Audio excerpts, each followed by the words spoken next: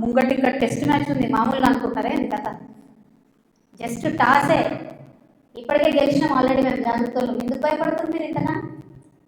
ఏమన్నాడు నా భర్త? మీరు అధికారంలో ఉన్న 10 ఏళ్ళలో ఎక్కడన్నా వచ్చి మిమ్మల్ని ఒక పని అడిగినామా మేము? ఎప్పుడన్నా ఒక ఫేవర్ అడిగినామా మిమ్మల్ని? ఒక్క విషయంలో అన్న అవుట్ ఆఫ్ ద వే పోయి ఏ ఒక్క మంత్రితో కానీ, కేసీఆర్ గారితో కానీ, కేటీఆర్ గారితో కానీ, హరీష్ రావు గారితో కానీ, నా భర్త కానీ, నేను కానీ ఏమన్నా ఫేవర్ తీసుకుని ఉంటే చెప్పండి, దమ్ముంటే చెప్పండి. ఊరుకుంటుంటే తమాషాలు చేస్తున్నారు. మీరు వెకిలి ప్రయత్నాలు మానుకోండి. నేను మీ మీద చేసినటువంటి ఆరోపణలకు మీకు దమ్ముంటే, సిగ్గుంటే, ప్రజాస్వామ్యంలో ప్రజల మధ్యలో ఉండాలనుకుంటే జవాబు చెప్పండి. అంతేగాని నా మీద మొరిగేటటువంటి వాళ్ళందరినీ వదిలిపెట్టి ఏది పడుతుంది మాట్లాడితే నేను చూస్తూ ఊరుకుంటాను అనుకోదు. నేనేం తప్పు చేయలేదు. బీఆర్ఎస్ ఉన్నటువంటి అధికారంలో ఉన్నటువంటి 10 సంవత్సరాలలో ప్రభుత్వం నుండి నేను ₹1 కూడా లాభం పొందలేదు. మీరు చేసినటువంటి అక్రమాలన్నీ నా మీద ఆపాదిద్దామని చూసుకుంటే నేను ఊరుకునే వ్యక్తిని కాదు. నీతి నిజాయితీ నా వైపు ఉంది కాబట్టి నేను ఇలా ధైర్యంగా కుండబద్దలు కొట్టినట్టు ఎక్కడికి పోయినా మాట్లాడుతున్నా. నాకు ఎవరితో అండర్స్టాండింగ్ లేదు, ఎవరితో వ్యాపారం లేదు. నా భర్త ఎప్పుడైతే టీఆర్ఎస్ అధికారంలోకి వచ్చిందో నేను నా భర్త ఒకటే విషయం అనుకున్నాం. అమెరికా నుండి 2004లో మేము వస్తే నేను ఉద్యమంలో ఉన్నా, ఆయన వ్యాపారంలో ఉన్నాడు. ఇల్లు గడవాలి కదా. మీ లెక్క మంది మీద వాడు దోసుకోలే. నేను ఎప్పుడు మీ లెక్క నేను ఎవరిని వాడి వసూలు చేసుకొని ఉద్యమాలు నడపలేను. సమయం సందర్భం వచ్చినప్పుడు నా నగలు కుదబెట్టి బతుకమ్మ చేసిన నేను. అందుకే ఇంత పౌరుషం నాకు. ఉద్యమంలో మీరు ఎవరెవరి దగ్గర దోసుకున్నారు, ఏ స్టూడియోల దగ్గర పోయి ధర్నాలు చేసి వాళ్ళతో కాంప్రమైజ్ అయిండు, అన్నీ తెలుసు సంగతులు. చెప్పలేదు, ఎందుకంటే సిగ్గుపోతుంది తెలంగాణ వాళ్ళదని. నవ్వేటోళ్ళ ముందట జారిపడొద్దు అన్నారు కాబట్టి చెప్పలేదు. మీరు ఊరికే తమాషాలు చేసి నాతో పెట్టుకుంటే మాత్రం మామూలు చిట్టాలేదు నా దగ్గర. ఇవాళ నేను ఫస్ట్ టీ న్యూస్కి లీగల్ నోటీస్ పంపిస్తా ఉన్నా. నా భర్త పేరు పెట్టి కృష్ణారావు అనేటటువంటి ఎమ్మెల్యే గారు ఏదైతే ప్రెస్ మీట్ పెట్టినరో, మీరేమన్నా ఆల్తు ఫాల్తు social media channel T news అంటే? Satellite channel. మీరు ఒక పార్టీని రిప్రజెంట్ చేసే ఛానల్. కనీసం వెరిఫై చేసుకోరా? ఏది పడితే అది వేసేసుడేనా? వేరే వాళ్ళది వేస్తే వాళ్ళు ఊరుకున్నారేమో, నేను ఊరుకునేదాన్ని కాదు, ముందే చెప్తున్నాను. టీ న్యూస్కి లీగల్ నోటీస్ ఇస్తున్నాం. 1 వీక్లో పబ్లిక్ అపాలజీ చెప్పాలి బిడ్డ, పబ్లిక్ అపాలజీ. కోర్టుకి ఈడుస్తాం ఏమనుకుంటున్నారు. తర్వాత ఏలేటి మహేశ్వర్ రెడ్డి గారు, వీరికి కూడా నోటీస్ ఇస్తున్నాం, లీగల్ నోటీస్. 1 వీక్లో మీరు కూడా తప్పుడు సమాచారాన్ని ప్రజలకు ఇచ్చినందుకు, నా భర్త గారికి నా యొక్క పరపతిని దెబ్బతీసే ప్రయత్నం చేసినందుకు నాకు పబ్లిక్ అపాలజీ చెప్పాలని మహేశ్వర్ రెడ్డి గారిని డిమాండ్ చేస్తా ఉన్నాను. అట్లానే మాధవరం కృష్ణారావు గారిని మీరు కూడా 1 వీక్ లోపల అపాలజీ చెప్పాలి, లేకపోతే కోర్టుకి ఈడుస్తాం, కోర్టు నుండి క్షమాపణ చెప్పిస్తాం. ఇది నాకు సంబంధం లేని వ్యక్తులు. నేను జాగృతి జనంబాట కార్యక్రమంలో పోతా ఉంటే సడన్గా సోషల్ మీడియాలో ప్రచారం ప్రారంభమవుతుంది. వెంటనే ఏలేటి మహేశ్వర్ రెడ్డి గారు బీజేపీ ఫ్లోర్ లీడర్. ఆయనకి ఏం పనో నాకు అర్థం కాదు, ఆయనకు నాతోనేముందో అర్థం కాదు, నన్నంటే పొలిటికల్గా ఆయనకి ఏం లాభం వస్తుందో నాకు అర్థం కాదు. ఆయన బయటకు వచ్చి సీరియస్గా ప్రెస్ మీట్ పెట్టిండు. ఓకే, ఏం పెడతాడు ప్రెస్ మీటు? ఒక ఫోటో ఉన్న కాపీ తీసుకొని నా భర్తది, దాంట్లో ఏవి రెడ్డి గారి పేరు ఉంది, అది చూపించుకుంటే ఇగో వీళ్ళకి వ్యాపారాలు ఉన్నాయని చెప్తుంటాడు. అసలు ఆయనకి ఏం సంబంధం? అది పొలిటికల్ ఇష్యూవా?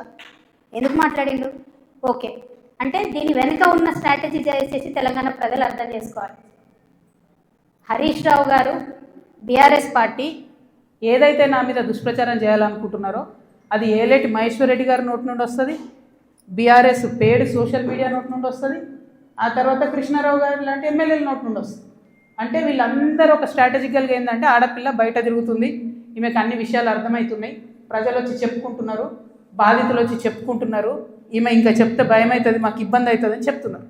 నేను మీలాగా పారిపోయే పిరికిపందని కాదు. మీరు ఏదైతే నా భర్త ఫోటో చూపించి మాట్లాడుతున్నారో ఆ ల్యాండ్కి సంబంధించి ప్రతి ఒక్క విషయాన్ని ఇవాళ నేను తీసుకొని వచ్చిన.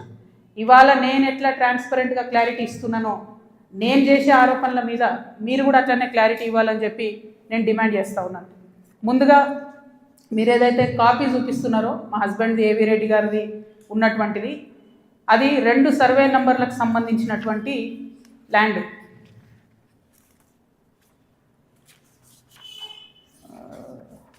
బ్రీఫ్ రవీంద్రబాబు ఇది అదేంటంటే 2010/2 2010/3 అనేటటువంటి భూమి.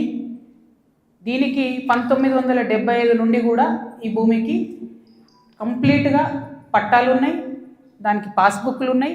కంప్లీట్గా ఇది ప్రైవేట్ ల్యాండ్. ఈ ప్రైవేట్ ల్యాండ్లో 4 వ్యక్తులు, 4 కొడుకులు, వాళ్ళకి మనిషి 4 ఎకరాలు వచ్చినాయి. ఈ మనిషి 4 ఎకరాలు వచ్చినటువంటి ఈ భూమిని అక్కడ ఒక కంపెనీ ఉంది, టేకంషా అనే కంపెనీ. ఆ టేకంషా అనే కంపెనీకి 37 ఎకరాలు ప్రభుత్వము అమ్మింది ల్యాండ్ ఒకప్పుడు. వాడేం చేసిండు, ఆ అమ్మిన ల్యాండ్తో పాటు ఈ ప్రైవేట్ వాళ్ళ భూమి కూడా లోపలేసుకొని కాంపౌండ్ వాళ్ళు పెట్టుకున్నాడు.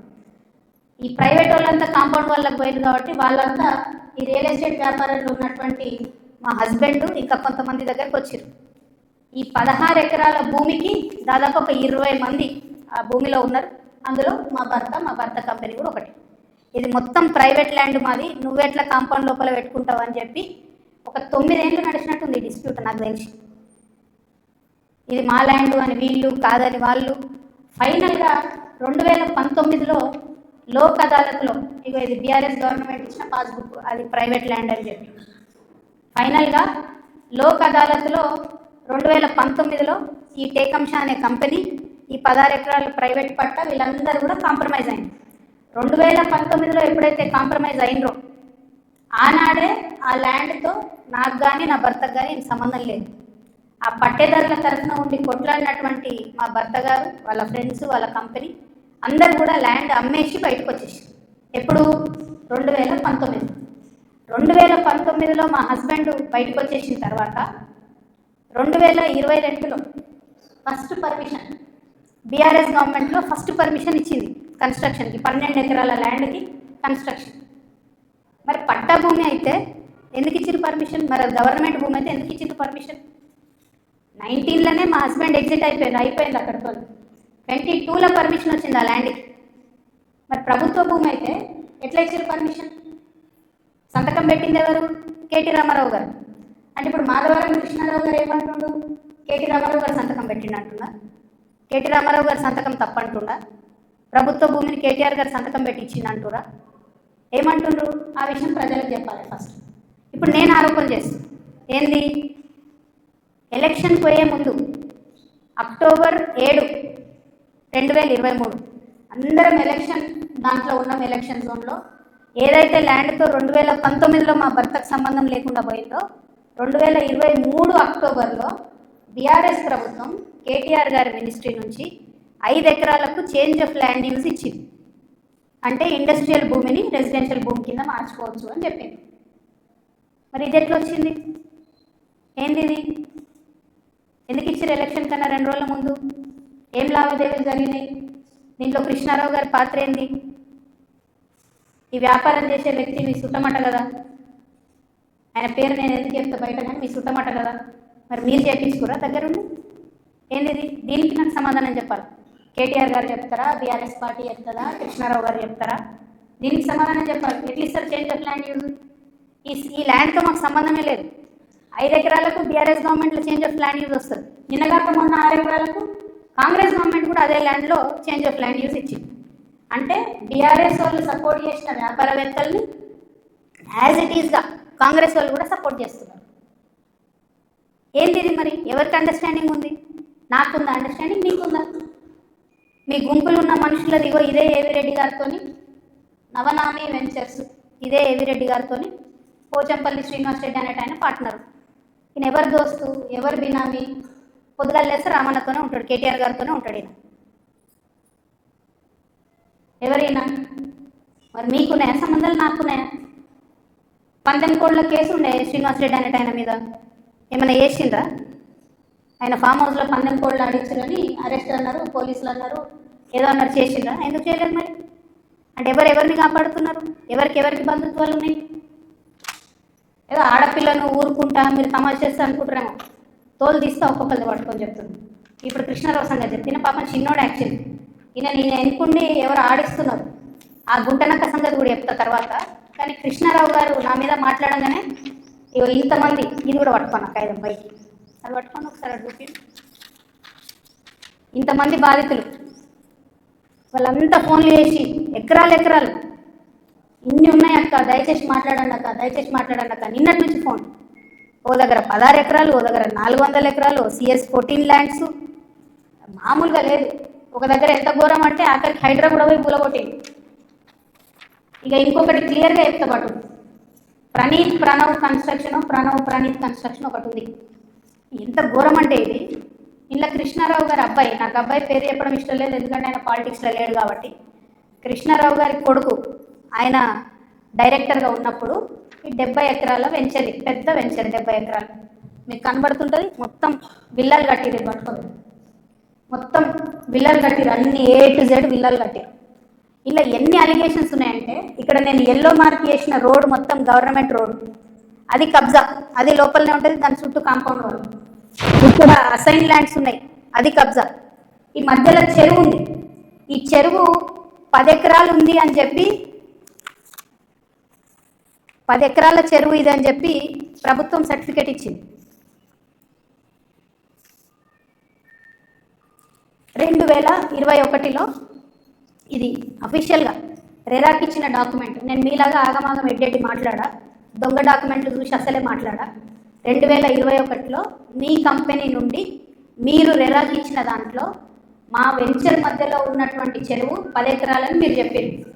అయిపోయిందా? అదే మళ్ళీ 2021లో 2024 వచ్చే వరకు ఏమవుతుందంటే ఆ చెరువు 6 ఎకరాలకు వస్తుంది. అంటే 4 ఎకరాలు ఎవరు మింగిన మధ్యలో, ఇది 6 ఎకరాలని మళ్ళీ అఫీషియల్గా ఇరిగేషన్ డిపార్ట్మెంట్ ఇచ్చింది. ఇప్పుడు ఇంకా ఘోరం ఏంటంటే, ఈ మొత్తం 71 ఎకరాల ఈ సామ్రాజ్యంలో చుట్టూ కాంపౌండ్ వాళ్ళు కట్టింది. అంటే ఈ చెరువు యాక్సెస్ ఓన్లీ ఆ విల్లా వాళ్ళకు ఉంటుంది. యాక్చువల్లీ అది ఊరిది చెరువు, అంటే మీ అయ్యా జాగిరా, చెరువు లోపల వేసుకొని చుట్టూ కాంపౌండ్ వాళ్ళు పట్టుకుంటే ఆ ఊరోళ్ళు వాడుకోవద్దు చెరువును. హైడ్రాకి దమ్ముంటే రేవంత్ రెడ్డి గారికి కానీ గవర్నమెంట్లో ఉన్న వ్యక్తులకి ఈ వెంచర్తో సంబంధం లేకపోతే యాక్సెస్ ఓపెన్ చేయండి, దానికి ఓపెన్ చేయండి. చెరువు మధ్యలో ఉంటుంది, చుట్టూ విల్లా, ఎక్కడికక్కడ KGF సామ్రాజ్యాలు. ఇంకొక మాట చెప్పిండు కృష్ణారావు గారు, ఏందో 307 గాజుల రామారంలో నేను ఏందో కబ్జా పెట్టినా అని చెప్పిండు. అది కబ్జా పెట్టింది నువ్వు వివేకానందే కదా, వివేకానంద గారు కదా, KP వివేకానంద. ఎవరి పోయినా చెప్తారు అడిగితే. నేను కూడా పోయొచ్చిన మొన్న హైదరాబాద్ పోయి కూలిస్తే. CS 14లో ఎట్లయితే నువ్వు చిన్న చిన్న పేద బిడ్డలని 80 గజాలు 100 గజాలకు ల్యాండ్ అమ్ముతున్నావో, దొంగ రిజిస్ట్రేషన్స్ కాగితాలు సృష్టించి, అట్లనే గాజుల రామారంలో కూడా అదే చేస్తున్నారు. 80 గజాలు 100 గజాలు పాపం వాళ్ళు కష్టపడి సంపాదించుకున్న డబ్బుతోని మీరు అమ్ముతున్నారు, దగ్గర ఉండవి మీరు అట్లా సెటిల్మెంట్స్ చేస్తున్నారు. ఇప్పుడు ఏమవుతుంది, సడన్గా హైడ్రాన్ నేను మాసంతోళ్ళం తిట్టగానే పోయి ఆడ పేదవాళ్ళ గుడిసెలు కూడా కొడతారు. మీకేం నష్టం అవుతుంది? ఆ పేదవాళ్ళ మీద కూడా మీరు ఏరుకుంటున్నారు పైసలు. అన్యాయం మీద 307 సర్వే నెంబర్తో నాకు సంబంధం లేదు. నా భర్త ఫోటో ఏదైతే చూపించారో దాని గురించి నేను ఇప్పటివరకు ఎక్స్ప్లెనేషన్ ఇచ్చిన. ఆ ఎక్స్ప్లెనేషన్తో పాటు కృష్ణారావు గారితో పాటు టీ న్యూస్ ఛానల్తో పాటు ఎలిమినేటి ఈయన పేరు మహేశ్వర్ రెడ్డి, అల్లేటి మహేశ్వర్ రెడ్డి గారికి కూడా లీగల్ నోటీసులు ఇస్తున్నాం. ఇంకా గమ్మత్ ఏంటంటే, ఇప్పుడు ఈ చెరువు, దీని మధ్యలో ఉన్న చెరువు అని చెప్పిన కదా, ఆ చెరువు పేరు ఏంటి అంటే MD ఉస్మాన్ కుంట. ఇక BRS ప్రభుత్వంలో KTR గారి హయాంలో అద్భుతంగా ఏం జరిగిందంటే, బోల్డని చెరువులను ప్రైవేట్ బిల్డర్స్కి డెవలప్మెంట్కి అండ్ బ్యూటిఫికేషన్ కానీ ఇచ్చారు. ఇలా కొన్ని జెన్యూన్ ఉన్నాయి, మంచినే వాళ్ళు పాపం బ్యూటిఫికేషన్ చేసారు CSR కింద.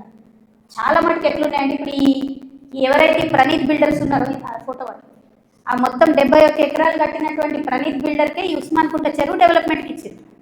ఇస్తే ఆయన ఏం చేసిండు, దాన్ని డెవలప్ చేసి ఊరోళ్ళకి ఇవ్వకుండా డెవలప్ చేసి అలా 4 ఎకరాలు మింగి, ఆ 4 ఎకరాలలో 8 విల్లాలు కట్టి చుట్టూ కాంపౌండ్ వాళ్ళు పెట్టి జనంకి అవకాశం లేకుండా చేసారు. అంటే నీకు డెవలప్మెంట్ కనిస్తే నువ్వు మింగేసినావు. అందులో నీ కొడుకే డైరెక్టర్ ఉన్నాడు కృష్ణారావు గారు. మరి సమాధానం ఇప్పుడు చెప్పు, ఏం చెప్తావు నాకు అర్థం కాదు. ఏదో నిన్నటి నుంచి తమాషా చేస్తున్నట్టు జాగ్రత్తలు దాడి చేస్తారు, గీడి చేస్తారని. మాకు అట్లాంటి ఆలోచన ఏం లేదు. మేము మీ మీద దాడి చేసేంత పెద్ద వ్యక్తి మీరు కాదు. ఫస్ట్ థింగ్ వదిలేసేయండి, మీ మీద దాడి చేసే అవసరమే లేదు. మీ ఎన్నికో గుంటనక్క ఉంది చూసినావా, వాళ్ళని మాత్రం వదిలిపెట్టండి. ఆ గుంటనక్క చెప్తున్నాయి ఇప్పుడు వినమని. ఆ గుంటనక్క ఇంటుంటాడు, ప్రెస్ మీట్ నాకు తెలుసు. సియాట్ ల్యాండ్స్ ఉండే, దాన్ని తర్వాత ఏం చేసిండ్రు, సెయింట్ గోబెన్ అనే కంపెనీకి ఇచ్చిండ్రు 70 ఎకరాలు. దాని తర్వాత ఏం చేసిండ్రు, ఈ గుంటనక్క రికమెండ్ చేస్తే మన BRS government favourite builder Vasavi ఉన్నాడు కదా, ఆ వాసవి బిల్డర్కే ఇచ్చింది. అయితే ఒక అధికారి దానిలో చాలా కీలక పాత్ర. ఆ అధికారి ఇప్పుడు ఈ గవర్నమెంట్లో కూడా కీలకంగా ఉన్నాడు. కానీ ఖచ్చితంగా ఆ సేట్ గోబెల్ ల్యాండ్కి సంబంధించి ఆ అధికారి పేరు, నేను చెప్పే గుంటనక్క గారి పేరు రెండు కలిపి నేనే ఇస్తాను. విజిలెన్స్కి ఇస్తా, ఈడీకి ఇస్తా, సిబిఐకి ఇస్తా. ఇక చూసుకోరు, ఏం చేసుకుంటారో వేసుకోరు. నేను మీలాగా ఫాల్తు అలిగేషన్స్ చేయను. నా భర్త ప్రైవేట్ ల్యాండ్లో వ్యాపారం చేసిండు. ఏ రియల్ ఎస్టేట్లో ఉన్న వ్యక్తి అయినా చేస్తాడు. మేమెన్నడూ ప్రభుత్వ భూమి జోలికి పోలేదు. ప్రభుత్వానికి ప్రజలకు నష్టమయ్యే ఒక్క రూపాయి పని కూడా మేము చేయలేదు. మీరు అనవసరంగా లేనిపోయిన అలిగేషన్స్ నా మీద వేసి ఈయన ఏదో జనం బట్ట పెట్టుకొని జనంలో పోతుంది, ఈమె డిస్టర్బ్ చేద్దాం, మైండ్ ఖరాబ్ చేద్దాం అనే ఆలోచనలు పెట్టుకుంటే మాత్రం నేను చూస్తూ ఊరుకోను. ఇవాళ జవాబు ఎందుకు ఇస్తున్నా అంటే నేను మీలాగా వెన్ను చూపించి పారిపోయే వ్యక్తిని కాదు. నా మీద వచ్చిన అలిగేషన్కి అవుట్ రైట్గా సమాధానం చెప్పే వ్యక్తిని. నా జాగృతి కార్యకర్తలందరికీ కూడా, తెలంగాణ ప్రజలందరికీ కూడా నేను క్లారిటీగా చెప్తున్నాను. 10 ఏళ్ల బీఆర్ఎస్ పాలనలో నాకు ఏ దాంతో కూడా సంబంధం లేదు. నన్ను నిజామాబాద్ వరకు పరిమితం చేసిండ్రు. 5 ఏళ్ళే నేను యాక్చువల్గా ఉన్నది పవర్లో. ఆ 5 ఏళ్ళు ఎంపీగా ఉన్నప్పుడు ఢిల్లీ, నిజామాబాద్, హైదరాబాద్. నా మొత్తం ట్విట్టర్ చూసుకోండి, నా క్యాలెండర్ చూసుకోండి. ఇప్పుడు ఎట్లయితే జనంబాట పేరు పెట్టుకొని ప్రతిరోజు తిరుగుతున్నానో అప్పుడు కూడా నేను మన ఊరు మన ఎంపీ పేరుతో నిరంతరం ప్రజల మధ్యలో ఉన్నా. పైరవేలు చేసుకోలే నేను ఎప్పుడు. నేను చాలా గర్వంగా ఫీల్ అయినా. నేను తెలంగాణ నుండి మొదటి ఎంపీగా పార్లమెంట్కి పోయినా. కొట్లాడుతుంటే మీ పిచ్చిలేసినట్టు గంటలు ఒరుతుంటే మీ పార్లమెంట్లో ఎంత ఫైట్ చేసినాం స్టేట్ కోసం. మీరేమో మేము ఆడ ఢిల్లీలో కొట్లాడుతుంటే ఇక్కడ ఏసీ ఆఫీస్లా ఉండి పందికొక్కుల్లాగా కేసీఆర్ గారు నీడనే ఏరి ప్రజల సొమ్ము తిన్నది కాకుండా ఉల్టా నా మీద వెకిలి ప్రయత్నాలు వేస్తే మాత్రం ఒక్కొక్కరికి కాళ్ళు ఇరగొడతా చెప్తున్నాను. నాకు ఇట్లాంటి భాష మాట్లాడడం ఇష్టం ఉండదు. ఇలా మాట్లాడక తప్పని పరిస్థితి అవుతుంది.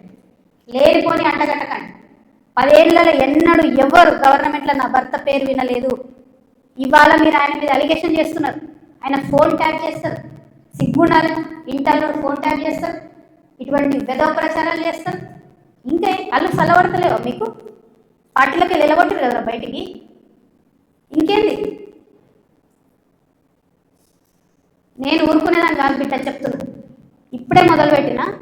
మీరు సెయింట్ గోబెన్ సంగతి చెప్పండి. వాసవికి ఇచ్చినటువంటి 100 భూములు ఉన్నాయి. ఇవాళ గవర్నమెంట్ని, కాంగ్రెస్ గవర్నమెంట్ అంటారు కదా మీరు, హిల్ట్ పాలసీ పెట్టి దారాదత్తం చేస్తున్నారని. దానికి కిటికీలు తెచ్చింది ఎవరు? దానికి బీజం వేసింది ఎవరు? డిస్టిలరీ భూములు అమ్మిండ్రా? లీజుకి ఇచ్చిన భూములు. లీజుకి ఇచ్చిన భూములలో ప్రజలకు డబుల్ బెడ్రూమ్ ఇల్లు కట్టియాలి, హాస్పిటల్ కట్టాలి, స్కూళ్ళు కట్టాలి. ఇండస్ట్రీ తీసేస్తే ప్రైవేట్ వ్యక్తులకు ఎట్లా అమ్మిండ్రు? దాని మీద సంతకం పెట్టింది ఎవరు? కేటీఆర్ గారు కాదా? చాలా కంపెనీలు ఉన్నాయి. మీరు కూడా సెలెక్టివ్గా లీజ్కి ఇచ్చారు కదా. మీరు కిటికీలు తెరిచిర్రు, ఈ గవర్నమెంట్ దర్వాజాలు తెరిచిర్రు దోసుకొని తినండి అని చెప్పి. జనానికి మాత్రం ఏం చేయకండి. హాస్పిటల్ కట్టకండి, స్కూళ్ళు కట్టకండి. ఎవడన్నా నా సొంతోడు అడిగితే మా మీద ఉల్టా అలిగేషన్ ఇవ్వండి. అల్టిమేట్గా ప్రజా జీవితంలో ఉన్నటువంటి వ్యక్తులుగా, ఒక ఆడబిడ్డగా, తెలంగాణ ప్రజల మంచి కోరుకునేటటువంటి వ్యక్తిగా నేను మీ అందరినీ కూడా రిక్వెస్ట్ చేసి చెప్తా ఉన్నాను. నా మీద బీఆర్ఎస్ పార్టీ ఏదైతే విష ప్రచారం చేస్తుందో నా మీద, నా భర్త మీద, దాంట్లో ఇనుమంతా కూడా సత్యం లేదు. దానికి సంబంధించి అన్ని కాగితాలతో సహా నేను చూపించడం జరిగింది. ఇక ముందు కూడా నా మీద ఎవరు ఏ ఆరోపణ చేసినా నేను ఖచ్చితంగా జవాబు చెప్తాను. జవాబు చెప్పిన తర్వాతనే నేను ప్రజల పక్షాన నిలబడి వారిని ప్రశ్నిస్తాను. వారు మాత్రం జవాబు చెప్పకుండా వెన్నుపూస చూపించి పారిపోతూ ఉన్నారు. అది కరెక్ట్ పద్ధతి కాదు. మేమేదో మీ విఘ్నతలకే వదిలేస్తున్నామంటే ప్రజలేం వదిలిపెట్టరు. టైం చూసి కర్రు కాల్చి వాత పెడతారు. మీరేం గొప్ప నాయకులు కాదు, పెద్ద నాయకులు కాదు. ఎంత పెద్ద నాయకులైనా ప్రజలకు జవాబుదారీ అన్న విషయాన్ని మర్చిపోయి మీరు ప్రవర్తిస్తే మాత్రం ఊరుకునేది లేదు. ఇది తెలంగాణ. ప్రజలు మేలుకుంటారు, ఖచ్చితంగా మాట్లాడతారు. Thank you. జై తెలంగాణ.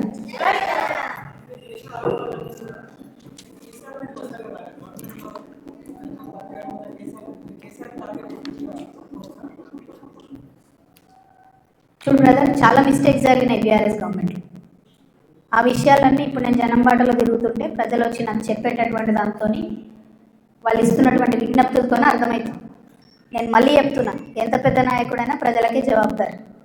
100కు 100% ప్రభుత్వం నుండి లీజుకి ఇచ్చినటువంటి ఇండస్ట్రియల్ ల్యాండ్స్ సెలెక్టివ్గా వ్యాపారవేత్తల కోసం బీఆర్ఎస్ గవర్నమెంట్లో సంతకాలు పెట్టి మరి ఆనాడే ప్రైవేట్ వ్యక్తులకు దారదత్తం చేసి ఆ సంతకాలు పెట్టింది ఎవరు, పెట్టించడం వెనుకుంది ఎవరు, అది time has to decide. Congress government ఏంది, చాలా ఆరోపణలు చేస్తున్నారు. రేవంత్ రెడ్డి గారు అయితే చాలా ఏమంటారు, రేపు పొద్దుగాలనే నేను వీళ్ళందరినీ జైలు వేస్తా అన్నట్టు ఏదో బీఆర్ఎస్ అంతా అవినీతిమయమని చిత్రీకరించి వచ్చారు. ఆయన ఎక్కడ ఏం చేయట్లేదు. ఎందుకు చేయట్లేదు? బీఆర్ఎస్ వాళ్ళు వేసినటువంటి దొంగదారులను కాంగ్రెస్ రహదారులుగా మారుస్తుంది. వాళ్ళు ఎవరైతే ప్రైవేట్ వ్యక్తులకు ఇచ్చిరో మళ్ళీ అదే కంపెనీలతో వీళ్ళు అండర్స్టాండింగ్ పెట్టుకుంటారు, వాళ్ళతో మాట్లాడతారు. రేవంత్ రెడ్డి గారి పరిస్థితి ఇప్పుడు ఎట్లుందంటే, అప్పుడే కప్పం తిన్న పాము ఎట్లుంటుంది, కడుపు నిండింది, నేను సీఎం అయినా, అవినీతి అయితే నాకేంది, రాష్ట్రం ఎటు పోతే నాకేంది, వాగ్దానాలు ఎటు పోతే నాకేంది అని చెప్పి ఆయన సైలెంట్గా ఉన్నాడు. ఆయనకి ఈ బీఆర్ఎస్ పార్టీలో జరిగినటువంటి వ్యాపార లావాదేవీలకి అవుట్ రైట్గా సంబంధం ఉంది కాబట్టి వాళ్ళు సైలెంట్గా ఉంటారు. So let time decide. ఎప్పుడన్నా ఎవరైనా ఎంక్వైరీ చేస్తే డిసైడ్ అయితే చూద్దాం. ఏమి కాకపోతే నాకెప్పుడో ఒకసారి టైం వస్తుంది. దేవుడు దయవుంటే నేను ముఖ్యమంత్రి అయితే కదా ఒకనాడు. ఆనాడు మాత్రం 2014 నుండి 2014 తెలంగాణ వచ్చినప్పటి నుండి ఇప్పటి వరకు అన్ని అన్యాయాల మీద నేను మాత్రం ఆరాధిస్తాను. ఎందుకంటే ఎవరు వచ్చి బయటకు వచ్చి మాట్లాడినా వాళ్ళని దబాయించాలి, వాళ్ళ మీద కేసు వేయాలి, వాళ్ళని ఏదో అనాలి, బురద చల్లాలి అని అంటే కుదరదు. నేను అట్లా ఊరుకునే వ్యక్తిని కాదు. నేను తప్పు చేస్తే నేను క్షమాపణ అడుగుతాను. నేను కోరిన క్షమాపణ జనం బాటలో ముందుకెళ్ళినప్పుడు. ఎందుకు కోరిన క్షమాపణ? నేను అదే గవర్నమెంట్లో ఉండి అమరవీరుల కుటుంబాల కోసం గట్టి కొట్లాడాల్సింది అని నాకు మనసుకు అనిపించింది కాబట్టి నేను క్షమాపణ అడిగింది. ఉద్యమకారులను కేవలం నా ప్రాంతంలో చూసుకున్నా కానీ వేరే దగ్గర చూసుకోలేకపోయినా అనే ఉద్దేశంతో క్షమాపణ కోరినా నేను. అట్లే చెప్తున్నా, నేను తప్పు చేస్తే ప్రజలకి చెప్తారే తప్పు చేసినారా భయ్ సారీ అని. నేను తప్పు చేయలేదు, అందుకే ధైర్యంగా చెప్తాను నేను తప్పు చేయలేదు. అయినా సరే నా మీద ఏదో బుర్ర చల్లాలి అంటే ఊరుకోను. భగవంతుడు నాకు అవకాశం ఇచ్చినప్పుడు మాత్రం అన్ని బండారాలు కూడా బయటికి తీస్తాను. నేనేదో టార్గెట్ చేసిన భయ్. ఇప్పుడు నేను నిన్ను కొడితే నువ్వు నన్ను కొట్టవా చెప్పు. వాళ్ళు నన్ను టార్గెట్ చేస్తే నేనేం చేయాలి మరి? నేను ఊరుకోవాలను? నేనైతే గాంధీ తాతను కాదు. నేను అస్సలే మంచిదని కాదు నేను చెప్తున్నాను. నేను కేసీఆర్ గారు అంతా ఒకటే నాకు లేదు. అస్సలే మంచిదని కాదు. నేను ఊరుకోను. నన్ను కొడితే 2 కొడతా ఉల్టా. ఎందుకంటే నాకు తప్పు లేకుండా కొడుతున్నారు, నాకు తప్పు లేకుండా మాట్లాడుతున్నారు. అది కరెక్ట్ కాదు కదా. ఏం రోగం చెప్పు. నేను ఏమంటున్నా? నేను జనంలో పోతున్నా, పిచ్చి లేచినట్టు పొద్దు నుండి రాత్రి వరకు ఎందుకు తిరుగుతున్నాను నేను? ఐ వాంట్ టు అండర్స్టాండ్ ఏం జరిగింది. 10 ఏళ్ళు బీఆర్ఎస్లో, 2 ఏళ్ళు కాంగ్రెస్లో ఏం జరగలే. నిన్న పోయినాం, ఆ నల్ల నీళ్ళు అది ఎంత బాధ అనిపించింది చూస్తే. ట్యాప్లో డ్రైనేజ్ వాటర్ వస్తాయని ఇప్పుడు కూడా హైదరాబాద్ మహానగరంలో ఇంకా అంత అందమైన నగరానికి కేటీఆర్ గారు నేను ఇట్లా చేసినా అని, ఇప్పుడు రేవంత్ రెడ్డి గారు గ్లోబల్ సమ్మిట్ పెట్టి నేను ఇట్లా చేసినా అని ఏం లాభం చెప్పు? ఆడబిడ్డలకు ఒక డెలివరీ హాస్పిటల్ ఉండదు, నల్లలో మోరు నీళ్ళు వస్తాయి. ఇదో మహానగరం, దీనికి సంతోషపడాలి. ఎవరొకరు అడగాలి కదా. అడిగితే కేసులు, అడిగితే లొల్లి, ఇంతే. ఏం భయపడేదాన్ని కాదు నేను. ముందుకే పోతా, వెనుకకైతే పోయేది లేదు. వస్తే లొల్లు ఎందుకుంటుండే? 5 ఏళ్ళు నన్ను ఒడగొట్టి ఇంట్లోనే కూర్చోబెట్టారు కదా. వద్దంటే బలవంతంగా ఎమ్మెల్సీ ఇచ్చారు. నేను అప్పటి కూడా అడిగిన, నాకు ఎంపీ క్యాండిడేట్గా నన్ను డిక్లేర్ చేయండి, నేను ప్రజల మధ్యలో ఎక్కడైతే ఓడిపోయినా అక్కడే ప్రజల ప్రేమను గెలుచుకుంటా అని చెప్పిన. అవకాశం ఇవ్వలే నాకు, తిరగనీయలే. మా కాన్స్టిట్యున్సీలో కూడా ప్రతి ఎమ్మెల్యేను ఎవరో ఒకరు మేనేజ్ చేసుడు, వాళ్ళు నాకు ఎక్కడికక్కడ కాళ్ళల్లో కట్టెలు పెట్టుడు, కాన్స్టిట్యున్సీ నుంచి ఎవరైనా వచ్చి కలిస్తే బెదిరించుడు. నువ్వు ఎట్లా కలుస్తావు? అక్కతో నీకేం పని?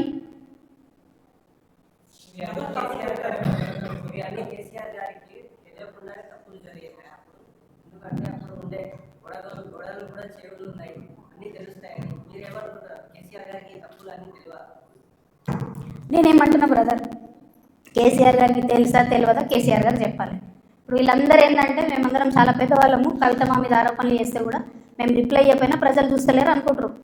విఘ్నత అని హరీష్ రావు గారు అట్లే అంటారు. కేటీఆర్ గారు ఆయన ఎప్పుడు చెప్తాడో నాకు తెలియదు, నాకు సంబంధం లేదు. నేను కంపెనీ పేర్లతో సహా చెప్తా. ఎవరెవరి కంపెనీలకు లీజ్ ల్యాండ్స్కి అవుట్ రైట్గా చేంజ్ ఆఫ్ ల్యాండ్ యూజ్ చేసి కన్వర్షన్ చేసి ఎవరికి ఇచ్చినో నేను చెప్తాను. సంతకాలు ఎవరు పెట్టిరా లేదా వాళ్ళు చెప్పాలి ప్రజలకు. చెప్తే షూర్ సంతోషం. ట్రాన్స్పరెన్సీ కదా ప్రజలు కోరుకునేది.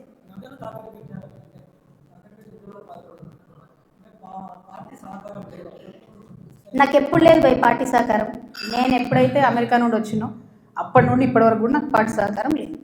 దాంట్లో కొత్తగా చెప్పేది ఏం లేదు.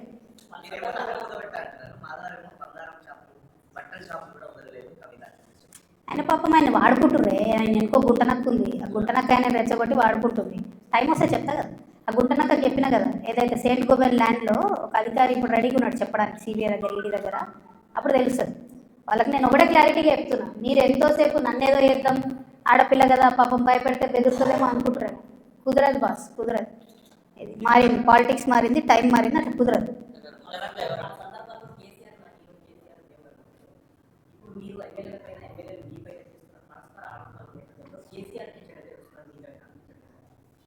నేను ఒక మాట చెప్తాబా, మనది ఎట్లాంటి భూమి? భగవంతుడు రామచంద్రుడి కోసం కనా కష్టాలు పడి పాపం గుడి కడతాడు రామదాస్ అంటే. ఆయన తీసుకుపోయి నిజాం జైలు వేస్తాడు. ఆ జైలు వేసిన టైంలో కూడా రక్షించడానికి రాకపోతే ఏమంటాడు రామదాస్ ఏమంటాడు? మనది ఎట్లాంటి భూమి? పోతన్న లాంటి గొప్ప కవి రాజు వచ్చి అంకితం ఏమంటే కూడా ఇయ్యడు. మనది ఎట్లాంటి భూమి? చాకలైలమ్మ లాంటి మామూలు మహిళ నాలాగానే ఏం లేదు, ఎవరు సపోర్ట్ లేరు, నిలబడి గుర్తు పట్టుకొని కొట్లాడింది. నేను అంతే, ఆ స్పిరిట్ ఉంది, అదే చేస్తాను. ఎవరేమనుకుంటారు ఏమనుకుంటారు నైసిటీస్ లేవు. ఎందుకంటే లైన్ వాళ్ళు దాటిరు, నేను దాటలేదు. ఏది పడుతుంది మాట్లాడి కూరుకుంటా. ఏమన్నాడే నా భర్త, మీరు ఎప్పుడన్నా విన్నారా? అధికారంలో ఉన్న 10 ఏళ్ళు మీరంతా కూడా రిపోర్టర్లే కదా, ఎప్పుడన్నా విన్నారా? ఆయన పేరు విన్నారా? ఏదైనా పైరవీలు విన్నారా? ఏం లేకుండా అది అన్యాయం కదా, టూ మచ్.